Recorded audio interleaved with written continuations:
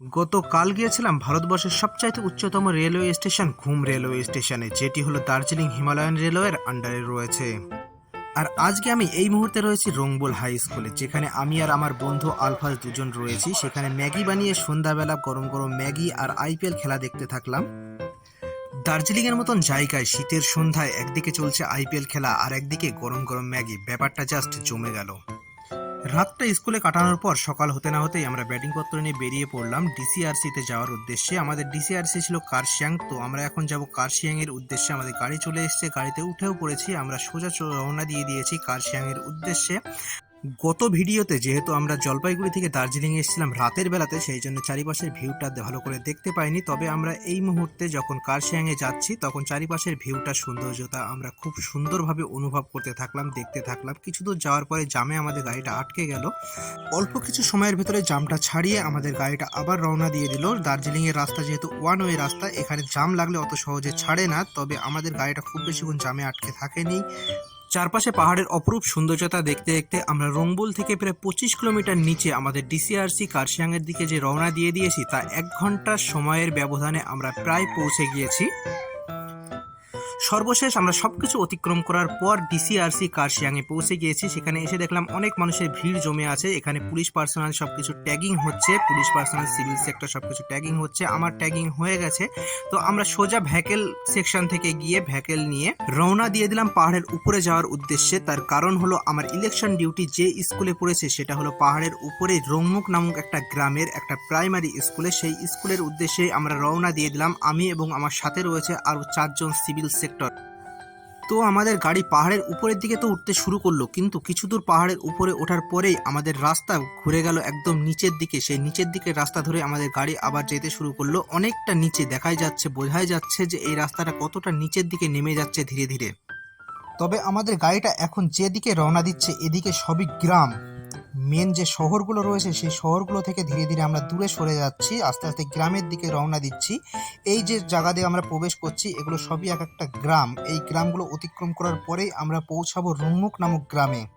রংমুখ গ্রামে ঢোকার আগের যে ভিউগুলো ছিল সেগুলো ছিল অসাধারণ ভিউ। যে গ্রামগুলো ছিল সেই গ্রামগুলোর ভিতরের ভিউটাও ছিল খুবই সুন্দর। আমরা ধীরে ধীরে নিচের দিকে নেমে যাচ্ছিলাম, আর চারপাশে পাহাড়ের গায়ে যে সমস্ত চা বাগানগুলো ছিল সেগুলো মনকে একদম মুগ্ধ করে দিচ্ছিল। খুবই সুন্দর, খুব খুব সুন্দর লাগছিল। দূর দূরান্ত পর্যন্ত শুধু চা বাগান আর চা বাগান পাহাড়ের গা ঘেঁষে রয়েছে। সাধারণত দার্জিলিংয়ের জনঘনত্ব অনেক কম, তা সত্ত্বেও মেন সিটি বা শহরের তুলনায় যে সমস্ত গ্রাম্য পরিবেশগুলো রয়েছে সেখানকার জনঘনত্ব আরও অনেক বেশি কম। গত 3 দিন যাবৎ রয়েছি দার্জিলিং মেন সিটি সংলগ্ন এলাকায়। সেখানে থাকাকালীন সময়ে এত সৌন্দর্যতা, এত সুন্দর ভিউ কখনো দেখার সৌভাগ্য হয়ে ওঠেনি। কিন্তু আজকে যখন আমি গ্রাম্য অঞ্চলে প্রবেশ করলাম তখনই দেখতে পেলাম দার্জিলিংয়ের আসল সৌন্দর্যতা।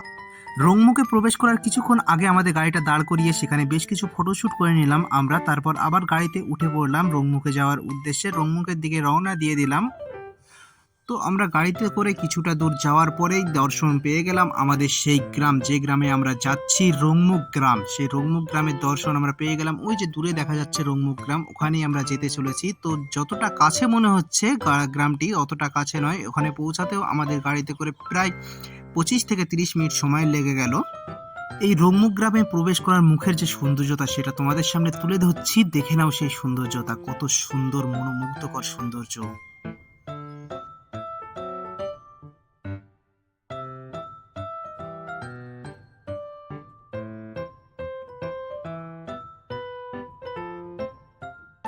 রংমুখে যেখানে কি আমরা উপস্থিত হলাম সেটা হলো আমাদের ডিউটি প্লেস, একটা প্রাইমারি স্কুল। সেখানে পৌঁছাতে না পৌঁছাতেই 1 কাপ দার্জিলিং টি দিয়ে আমাদেরকে স্বাগতম জানানো হলো। সত্যি দার্জিলিং টি ইজ দার্জিলিং টি, যার সাথে কোনো কিছুরই তুলনা হয় না। চা খাওয়া সম্পূর্ণ হয়ে গেলে আমি চলে গেলাম নিয়ারেস্ট একটা পাহাড়ের উপরে, যেখানে জনবসতি রয়েছে। সেখানে একটা মুরগির দোকান রয়েছে, সেখান থেকে আমি পোলট্রি মুরগি কিনে নিয়ে চলে আসলাম। এসে সবকিছু সেট করার পর আমার যে মাল্টি কুকার ছিল সেটাতে রান্না বান্না সম্পূর্ণ করে নিলাম। আমি এবং আমার সাথে ছিল আরও 4 জন বিএসএফ বন্ধু। সবার তা একসাথে রাত্রের খাবার বানানো হলো। রাত্রে খেয়ে দিয়ে নিয়ে যখন বাইরে বার হলাম তখন দেখতে পেলাম একটা অপরূপ সৌন্দর্য। উপরে একটা তারামণ্ডল রয়েছে আর আমাদের চারিপাশে ঘিরে রয়েছে একটা তারামণ্ডল। তারপর পরের দিন সকাল না হতেই আমাদের ডিউটি শুরু হয়ে গেল, ইলেকশন ডিউটি। এদিকে একটা কুকুরকে দেখতে পেলাম ঘাস ছিঁড়ে ছিঁড়ে খাচ্ছে। অবাক কাণ্ড, কুকুরও ঘাস খায় তাহলে! সকাল 6টা থেকে ডিউটি হচ্ছে, সন্ধ্যা 7টা পর্যন্ত আমাদের ডিউটি হলো। তো ডিউটি যখন শেষের মুহূর্তে তখন গরম গরম দার্জিলিং টি আবার এসে হাজির হলো, সেটা আমরা পান করলাম। পান করার পরে আমরা বেরিয়ে পড়লাম ডিসিআরসিতে ইভিএম জমা দিয়ে। আবার আমাদের ফিরতে হবে রংবুল হাই স্কুলে। রংবুল হাই স্কুলে আমি ফিরে চলে এসেছি, আবার রিটার্ন চলে এসেছি রংবুল হাই স্কুলে। কালকে সকালে আমাদের এখান থেকে ডিপারচার হবে ভোট কমপ্লিট করে। আমি এই মুহূর্তে পৌঁছালাম, এখন রাত প্রায় 1টা বাজে। এখন পৌঁছালাম ব্যাটিংপত্র নিয়ে আবার সেই রংবুল হাই স্কুলে। এখানে আজকে রাতটা কাটাবো, কালকে সকালবেলা আমাদের ডিপারচার হয়ে যাবে এখান থেকে। তারপর এখান থেকে সোজা চলে যাব জেপিডি। তো রাত 1টার সময় এসে হাজির হয়ে অনেক বেশি ক্লান্ত ছিলাম, সেই জন্য আসার সাথে সাথে ঘুমিয়ে পড়ি। পরের দিন সকাল হতে না হতেই আমরা ব্যাটিংপত্র নিয়ে বেরিয়ে পড়লাম জেপিডি অর্থাৎ জলপাইগুড়িতে যাওয়ার উদ্দেশ্যে। তো আমরা ব্যাটিংপত্র নিয়ে আমাদের বিষ্ণুদার সামনে সামনে এগিয়ে গেল। তারপর রাস্তায় উঠে দেখি কোনো গাড়ি সেইভাবে পাওয়া যাচ্ছে না। তো আমরা একটা বড় লরি ভাড়া করলাম, ট্রাক ভাড়া করলাম। তারপর রংবুল থেকে আমরা টাটা জানিয়ে রওনা দিয়ে দিলাম জেপিডির উদ্দেশ্যে। আমরা যেহেতু 10 জন বন্ধু একসাথে ছিলাম, তো এতজনকে একটা গাড়িতে আনা সম্ভব হচ্ছিল না। তার কারণ আমাদের সাথে ছিল অনেক ব্যাটিংপত্র। এছাড়াও যে সমস্ত গাড়িগুলো দার্জিলিং থেকে আসছিল রংবুলের দিকে এবং নিচের দিকে যাচ্ছিল অর্থাৎ শিলিগুড়ির দিকে যাচ্ছিল, সেগুলো সবই ফুলফিল ছিল।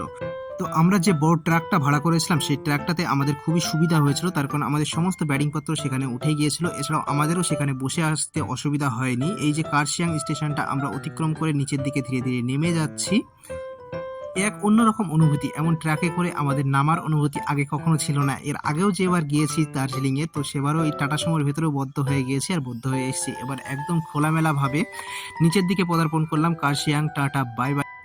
তো কার্শিয়াংকে আমরা টাটা বাই বাই জানিয়ে নিচের দিকে নামতে শুরু করলাম। এই যে ব্যাগটা রয়েছে এই ব্যাগটাই হলো মেন ব্যাগ, যেখান থেকে পাহাড়ে চড়াই ওঠা শুরু হয়। এরপরেও আমাদের প্রায় আধা ঘন্টার রাস্তা নিচের দিকে নামতে হলো। তো নিচের দিকে নামার যে এক্সপিরিয়েন্স ছিল, সব কিছু একটা নতুন নতুন এক্সপিরিয়েন্স। এর আগেও যে দার্জিলিংয়ে এসেছি সে একটা অন্যরকম অনুভূতি ছিল, আর আজকে যে এই ট্রাকে করে নিচের দিকে নেমে যাচ্ছি এরও একটা অন্যরকম অনুভূতি, ভালো লাগার অনুভূতি। এমন এক্সপিরিয়েন্স, নতুন নতুন এক্সপিরিয়েন্স আমার তো করতে বেশ ভালোই লাগে। জানি না তোমাদের কাছে কেমন লাগে, তো জানিও নতুন নতুন এক্সপিরিয়েন্স করতে তোমাদের কাছে কেমন লাগে। তো সর্বশেষ আমরা পাহাড়ির রাস্তা অতিক্রম করার পর রোহিণী টোল প্লাজাতে এসে হাজির হয়েছি। এই রোহিণী টোল প্লাজাই হলো পাহাড় এবং সমতল ভূমিকে ভাগ করে দিয়েছে। এই টোল প্লাজাটাকে আমরা অতিক্রম করার পর শিলিগুড়ির দিকে রওনা দিয়ে দিলাম। যখন আমরা পাহাড়ের উপরে ছিলাম তখন আমরা জ্যাকেট গায়ে দিয়ে নামছিলাম, তার কারণ ওখানে হু হু করে ঠান্ডা বাতাস বইছিল। এছাড়া উপরের যে ঠান্ডা ওয়েদার সেটাতে আমাদের খুবই কম্পন ধরে যাচ্ছিল, কিন্তু নিচে আসার সাথে সাথে আমাদের সেই কম্পন তো দূরে থাক, গরমে হাঁসফাঁস অবস্থা হয়ে যেতে লাগলো। সেই জন্য আমরা সকলে জ্যাকেট খুলে ফেললাম। তো অ্যাটলিস্ট আমরা দার্জিলিং মোড়ে এসে পৌঁছে গেছি। এই হলো সেই দার্জিলিং মোড়, যে দার্জিলিং মোড়টা আমি আগের ভিডিওতেও দেখেছি। এখানে সর্বদা জাম থাকে, কিন্তু যেহেতু আমরা সকালবেলা এসে পৌঁছেছি সেহেতু এখানে কোনো জামের সম্মুখীন আমাদের হতে হয়নি। দার্জিলিং মোড় অতিক্রম করে আমরা সোজাসুজি চলে আসলাম Siliguri bus stand. Siliguri bus stand থেকে আমরা বাস ধরে নিলাম জলপাইগুড়িতে যাওয়ার উদ্দেশ্যে। এই হলো আমাদের বাস। শিলিগুড়ি থেকে জলপাইগুড়ির দূরত্ব 40 কিলোমিটার। এই দূরত্ব অতিক্রম করতে এই বাসের সময় লেগেছিল 40 মিনিট। আমরা 10টার দিকে বাসে উঠি আর আমরা গিয়ে পৌঁছাই 10টা 40-এর দিকে। তারপর আমরা সন্ধ্যা পর্যন্ত জলপাইগুড়িতে আমরা রেস্ট করি। তারপর জলপাইগুড়িতে আমাদের ব্যাটিংপত্র রেখে সোজা চলে আসি জলপাইগুড়ি রেলওয়ে স্টেশনে। সেখান থেকে ট্রেনে উঠে পড়ি দার্জিলিং মেল, যেটা হলো সন্ধ্যা 6টা 35-এ 6টা 36-এ দার্জিলিং মেলে উঠে পড়ি আমি সহ আমার আরও 10 জন বন্ধু। জলপাইগুড়ি থেকে দার্জিলিং মেল ধরে মালদা টাউনে গিয়ে উপস্থিত হই তখন বাজে 11টা 20। তারপর 1 ঘন্টা ওয়েট করার পরে 12টা 20-র সময় চলে আসে রাধিকাপুর এক্সপ্রেস। সেটা ধরে আমি চলে আসি নবদ্বীপ টাউনে। নবদ্বীপ টাউন থেকে আমি বাস ধরে সোজা চলে আসি কৃষ্ণনগর বাস স্ট্যান্ড। এখান থেকে আমি বাস ধরবো রানাঘাটগামী বাস, সেই বাসে করে আমি পৌঁছে যাব বাড়িতে। সকাল 6টার সময় আমি কৃষ্ণনগরে এসে হাজির হই, কিন্তু কৃষ্ণনগরে এসে হাজির হওয়ার পর আমার বাস ধরতে হলো রানাঘাটগামী বাস। এই বাসে করেই আমি পৌঁছাবো আমার বাড়িতে। দীর্ঘ যাত্রা সম্পূর্ণ করে বাড়ির দিকে রওনা দিচ্ছি। মনে একটা আলাদা রকম খুশি রয়েছে, কিন্তু এই খুশিতে ব্যাঘাত ঘটে গেল কিছুটা দূর যাওয়ার পরে। আমাদের বাসটা যখন কৃষ্ণনগর পৌরসভা ছাড়িয়ে যখন রাজবাড়ির সামনাসামনি আসলো তখন গেল বাসটা খারাপ হয়ে। তো আমরা যথারীতি বাস খারাপ হওয়ার সাথে সাথে বাস থেকে নেমে অন্য বাসের জন্য ওয়েট করতে থাকলাম। তার ভেতরেই দেখে নিলাম রাজবাড়ির একটা দর্শন। এই হলো সেই রাজবাড়ি, কৃষ্ণচন্দ্র রায়ের রাজবাড়ি। অবশ্য আমার সেখানে বেশিক্ষণ ওয়েট করতে হয়নি, তার কারণ অল্প কিছুক্ষণের ভেতরে মিনিট 10-এর ভেতরে সেখানে অপর একটি বাস এসে হাজির হয়, সেই বাসেই উঠে পড়ি। তো দোস্ত আমি বাড়ির দিকে রওনা দিই। তোমরা ততক্ষণ লাইক কমেন্ট সাবস্ক্রাইব করে দিয়ে পাশেই থাকুন আর পরবর্তী ভিডিওর জন্য ওয়েট করতে থাকুন। দেখা হচ্ছে পরে কোনো ভিডিওতে। ততক্ষণ ভালো থাকবেন, সুখে থাকবেন, শান্তিতে থাকবেন। আর হ্যাঁ, প্রতিবার যে কথাটি বলি, বাঁচবেন একদিন বাঁচবেন, কিন্তু বাঁচার মতন বাঁচবেন। জিও তো জিও, দিল সে জিও। Bye bye.